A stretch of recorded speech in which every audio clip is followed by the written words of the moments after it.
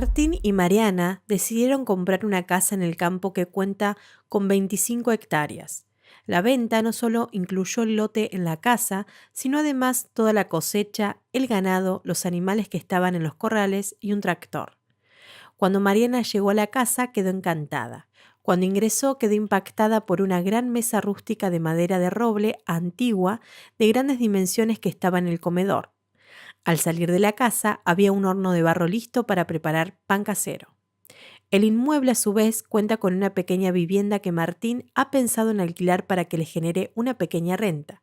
Mariana se puso nostálgica cuando, al abrir las cajas de la mudanza, encontró un reloj de cadena que en el dorso tenía grabadas las iniciales de su abuelo, ya fallecido, y unos álbums de fotos familiares. Martín y Mariana están convencidos que han realizado la mejor compra de sus vidas. Por empezar, debemos recordar los elementos que conforman la relación jurídica privada, que son los sujetos, objeto y causa. Nos focalizaremos en el objeto. El Código Civil y Comercial contiene varias clasificaciones de las cosas consideradas en sí mismas. A. Muebles e inmuebles. B. Cosas divisibles e indivisibles. C. Cosas principales y accesorias. D. Cosas consumibles y no consumibles. E. Cosas fungibles y no fungibles. D. Cosas dentro del comercio y fuera del comercio. La importancia de estas clasificaciones radica en que según el estatuto que reciba la cosa, el régimen jurídico que se le aplique variará. Vamos a analizar algunas de estas clasificaciones. Inmuebles. Son cosas inmuebles aquellas que están inmovilizadas. Eso significa que no pueden ser movidas de un lugar a otro por una fuerza exterior o por sí mismas. A su vez, los inmuebles se clasifican en inmuebles por su naturaleza.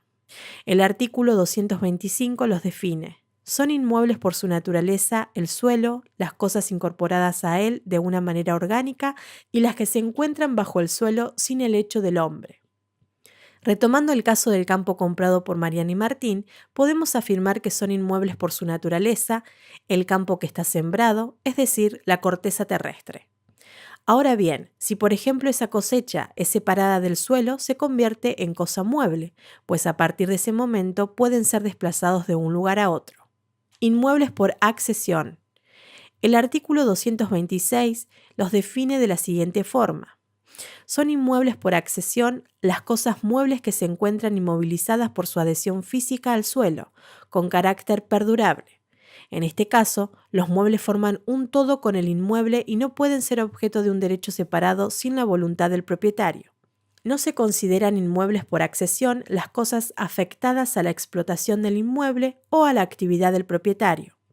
Quedan comprendidos en esta categoría la casa, la otra casa destinada para alquilar, el horno de barro que tienen en el ingreso de la casa, las ventanas, puertas y vidrios de la casa. Ese carácter de inmuebles por accesión se transmite a todas las cosas que, siendo por naturaleza muebles, contribuyen a formar la unidad definida como edificio mientras se mantengan unidas a la cosa.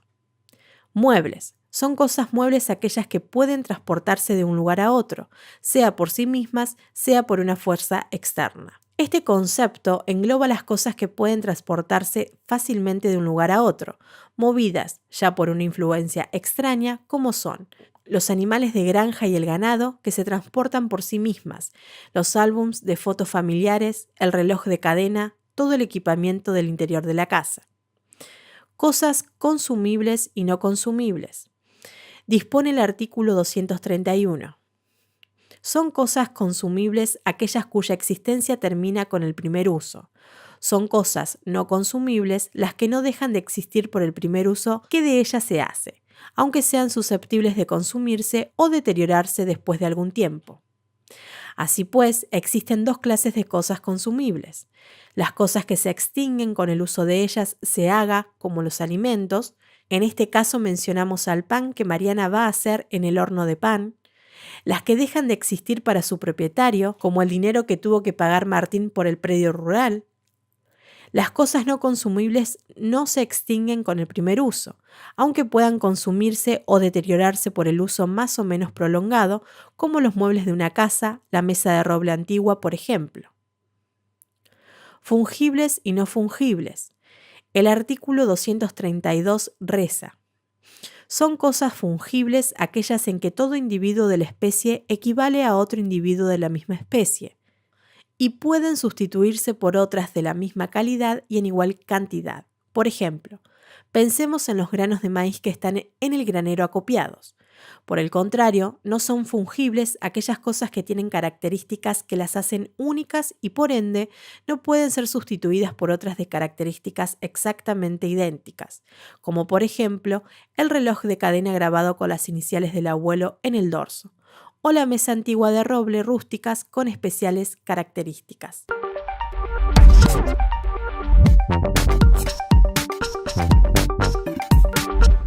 Marta y Juan han comprado una casa de campo en las sierras de Córdoba.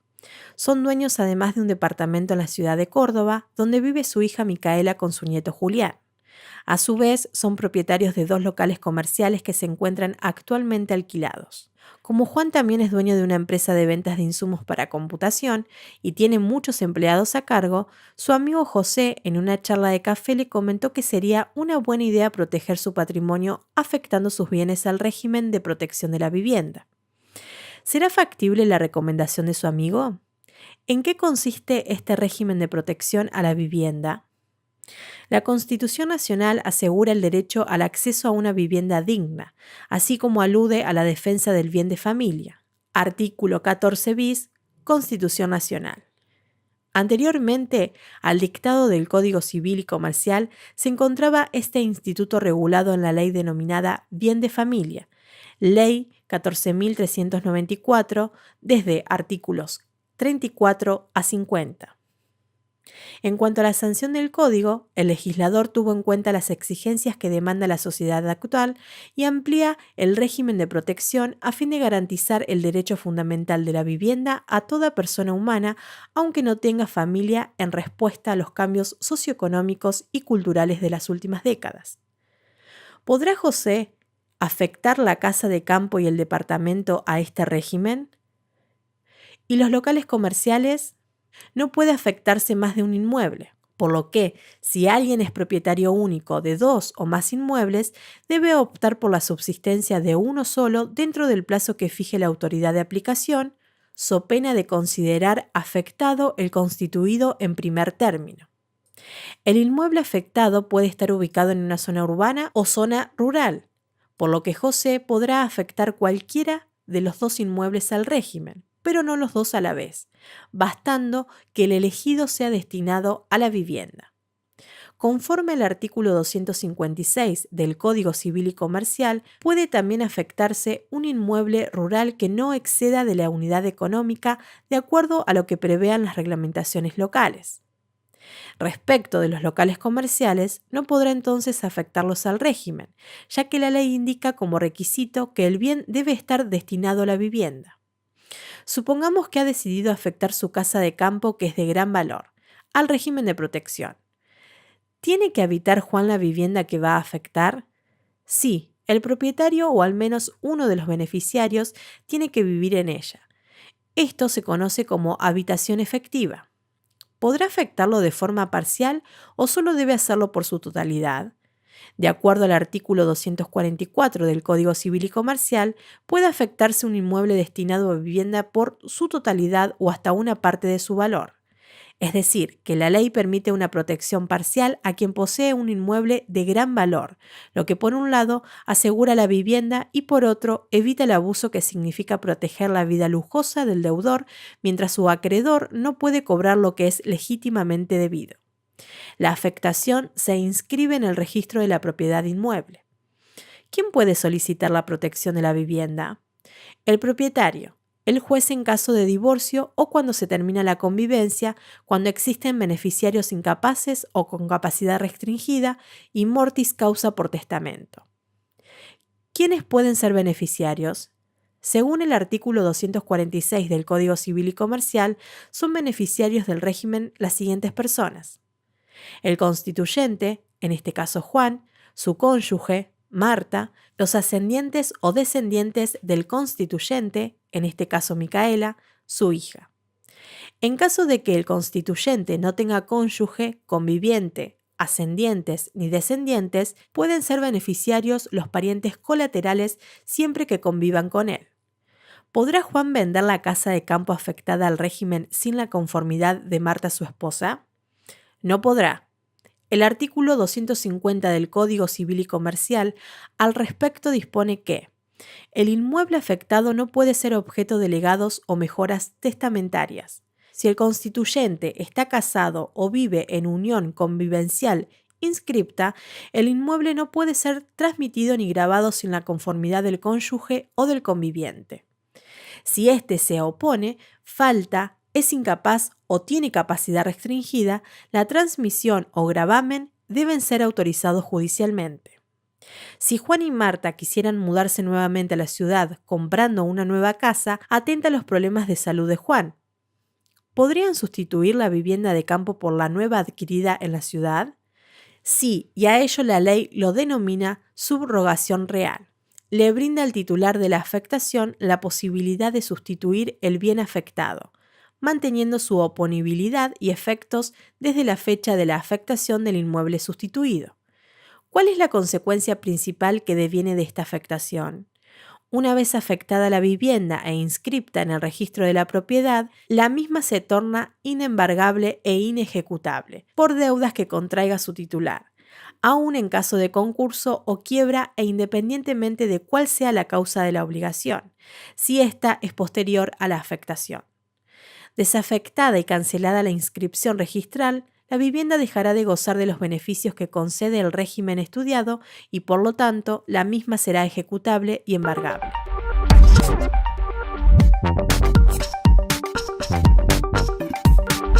Marcelo salió de su casa camino al trabajo y una lluvia muy fuerte con granizo le rompió el parabrisas de su auto. Cuando llegó a su oficina, su secretaria Pamela le comenta que el señor Rodríguez, cliente importante de la firma, se desvaneció cuando estaba firmando el contrato y no pudo terminar de firmar.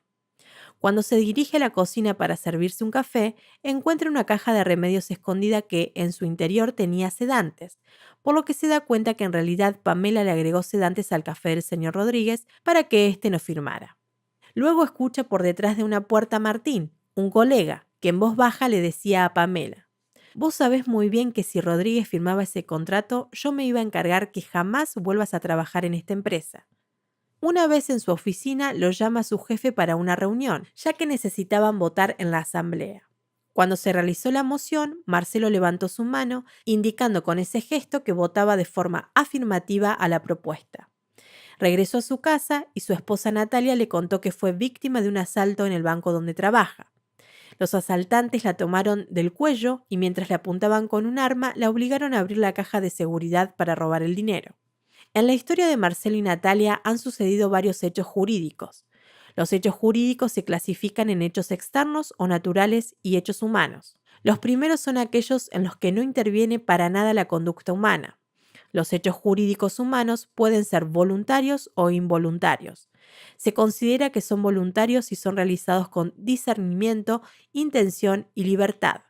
Los hechos voluntarios, a su vez, se dividen en lícitos e ilícitos según sean conformes o contrarios a la ley. Analicemos el caso práctico. Supuesto 1. El granizo le rompe el parabrisas del auto a Marcelo. Se trata de un hecho natural.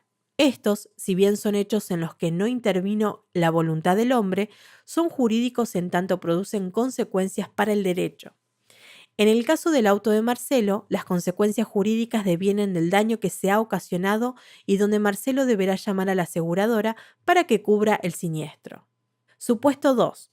El señor Rodríguez no logra firmar el contrato dado que se desvaneció. En este supuesto, se ha ejecutado un acto involuntario debido a que le ha faltado el elemento discernimiento. El discernimiento se refiere a la madurez intelectual para razonar, comprender y valorar el acto y sus consecuencias.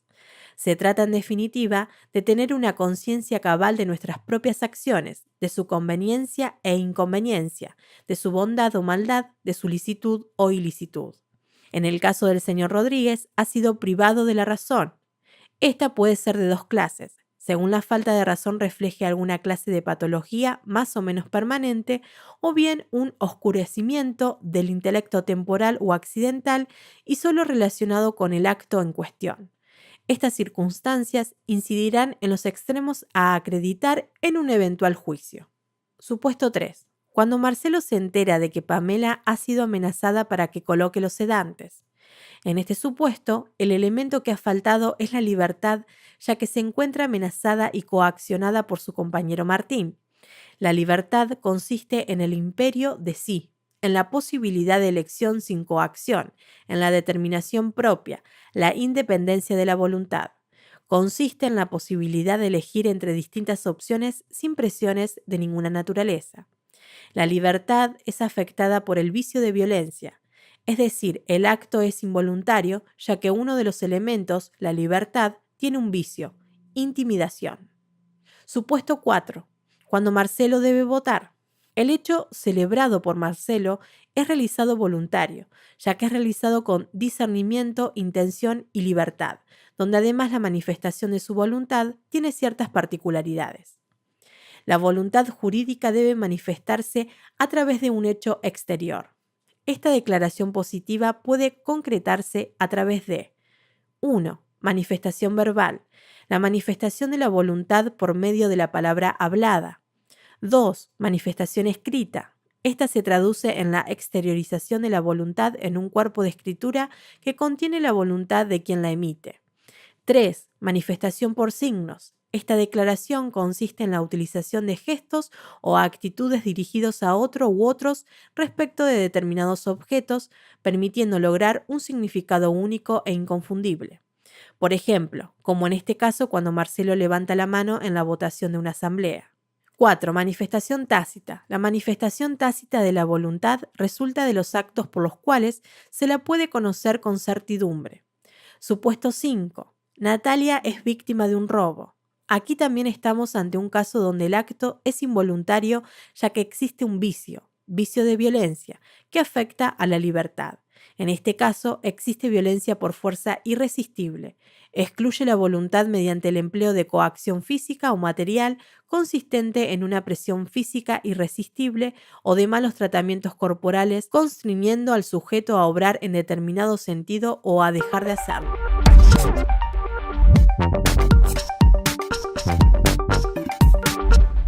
Mariana está pensando en un regalo para su mamá en el día de su cumpleaños. Para ello, ingresa a un buscador de internet con la finalidad de comprar un collar de perlas para su madre. Realiza la transferencia bancaria y a los pocos días recibe la caja en su domicilio. Cuando la abre, para su sorpresa, encuentra un diminuto collar de perlas que estaba en un set de billutería para muñecas. Como aún no tiene regalo para su mamá, va hasta la joyería con la intención de comprarle un anillo de oro y hacerlo grabar con sus iniciales. En la joyería la atiende Lucas y le vende un anillo asegurándole que el mismo era de oro de 24 quilates y hasta le otorga un certificado de autenticidad, el cual era falso, ya que Lucas sabe muy bien que todo lo que él vende no es de oro sino de fantasía. Cuando Mariana llega a su casa, se da cuenta que ha sido engañada por el joyero. Luego llega Cynthia, su mejor amiga, y le cuenta que su exnovio la ha obligado a firmar un contrato de locación de un inmueble para irse a vivir juntos, bajo amenazas de lesionar a su sobrino Matías. ¿Existió algún vicio en la voluntad en esta historia? Hemos visto antes que el acto voluntario requiere la concurrencia de elementos internos, discernimiento, intención, libertad, y de un elemento externo, la manifestación de la voluntad. El defecto en alguno de los elementos internos del acto voluntario se denomina vicio. Respecto del discernimiento, este existe o no en caso de que hayan causas obstativas, pero no es pasible de vicios. En cambio, en relación a los otros dos elementos, intención y libertad, sí pueden concurrir vicios.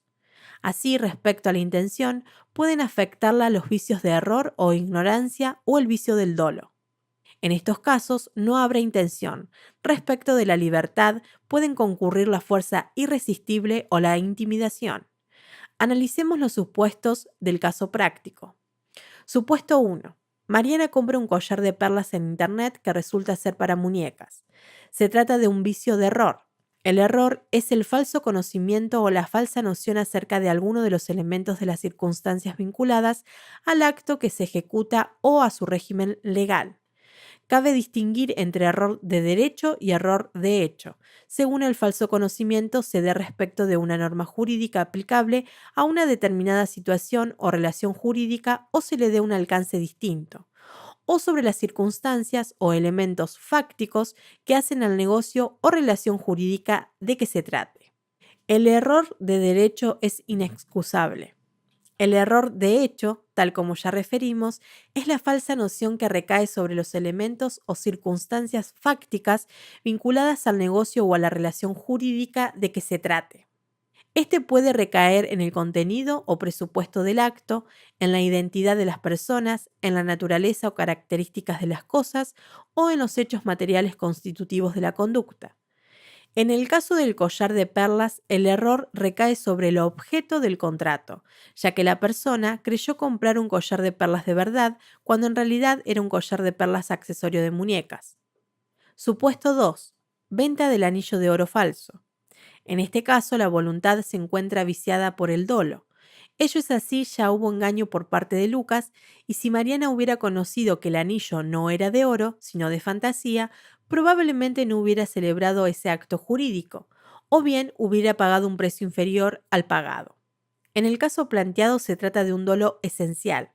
El dolo consiste en maniobras engañosas empleadas por una de las partes para inducir a la otra a celebrar un determinado acto jurídico y en este caso se trata de un dolo esencial.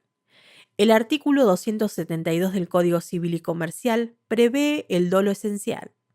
El dolo es esencial y causa la nulidad del acto si es grave, es determinante de la voluntad, causa un daño importante y no ha habido dolo por ambas partes.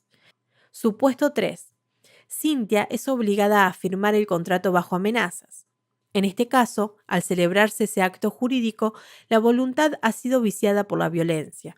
La libertad como tercer requisito de la voluntad es aquella que permite autodeterminarse sin influencias mayores a las habituales.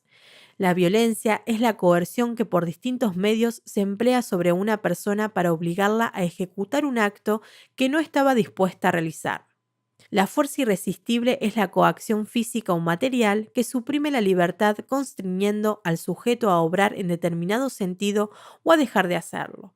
Por otro lado, tenemos la violencia moral o intimidación, que consiste en inspirar temor por medio de amenazas para infundir miedo, alterando el ánimo y la libertad de obrar para que el amenazado ceda en perjuicio de sus propios intereses.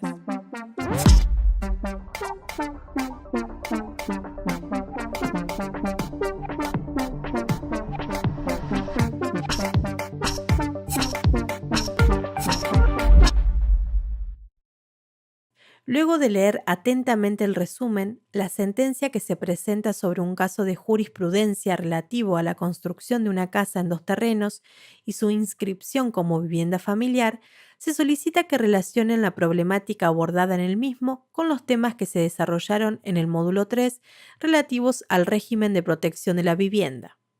Para ello, teniendo en cuenta lo estudiado en este módulo y lo regulado por el Código Civil y Comercial de la Nación, deben responder los interrogantes que se presentan a continuación, argumentando y fundamentando su respuesta de forma completa.